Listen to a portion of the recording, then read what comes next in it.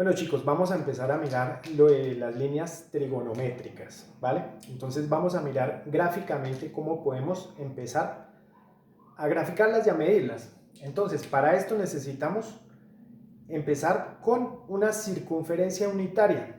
¿Qué es una circunferencia unitaria? Entonces, aquí en la gráfica, entonces ustedes pueden ver, aquí tenemos el eje X, el eje Y. Ustedes saben, el eje X es el horizontal, el eje Y es el que está vertical.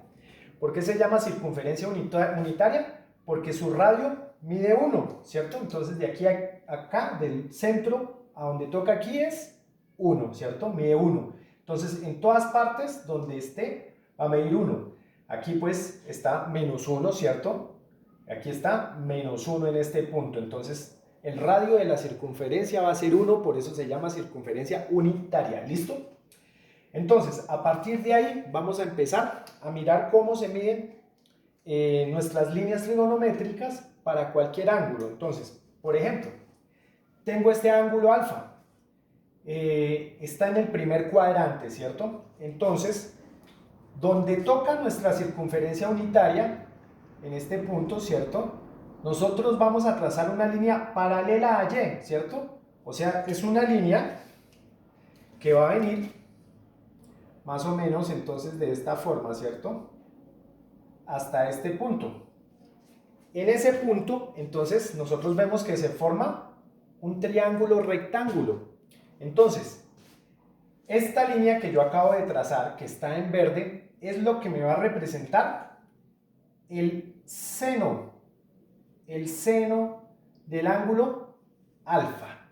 Lo que mida ese pedacito ahí va a ser el seno. Y este pedacito que está aquí, desde 0 o desde el origen hasta este punto, acá, hasta donde llegó nuestro trazo con la línea verde, va a ser el coseno del ángulo. Entonces este pedacito de aquí va a ser el coseno del ángulo alfa. ¿Listo? Repito, aquí donde nosotros llegamos a tocar la circunferencia unitaria, vamos a trazar una línea paralela a Y, ¿cierto? Entonces de ahí trazamos una paralela, ¿sí?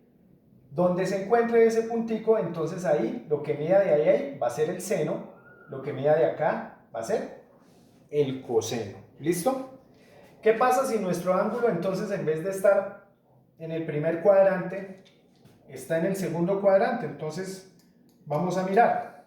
Si en vez de estar hacia allá está por aquí nuestro ángulo, vamos a llamar este ángulo, entonces nuestro ángulo sería desde aquí hasta acá, ¿cierto? Nuestro ángulo teta. Listo, entonces va a suceder lo mismo. Nosotros desde ese punto donde toca la circunferencia unitaria, que es este punto de acá, vamos a trazar una paralela a Y, igual que como hicimos acá. Entonces, eso nos quedaría una lineecita, bueno, más o menos así, ¿cierto? Listo. Y ahí podemos entonces ubicar nuestras líneas trigonométricas. Esta verde entonces sería el seno, ¿cierto? El seno del ángulo teta, dijimos que se iba a llamar. Y esta que está aquí con azul va a ser el coseno, ¿cierto? El coseno del ángulo teta. ¿Listo? Entonces la que está aquí es el seno siempre, la que está de forma paralela al eje Y, y la que está aquí sobre la línea de X va a ser el coseno. ¿Listo? Vamos a hacer otro. Vamos a mirar qué pasa si nuestro ángulo, en vez de estar en el primero o en el segundo cuadrante, está en el tercer cuadrante. Entonces digamos que es un ángulo que viene por acá hasta por acá. ¿Listo? Entonces, nosotros hacemos lo mismo, volvemos a trazar nuestra línea paralela al eje Y, entonces eso nos va a quedar una línea aquí, ¿cierto? Entonces, aquí tenemos la partecita que está en verde, entonces va a ser siempre va a ser el seno de este ángulo, vamos a llamarlo beta. La parte que está en azul, entonces esta vez es este pedacito pequeñito que está aquí, entonces ese lo vamos a llamar el coseno de beta. ¿Listo?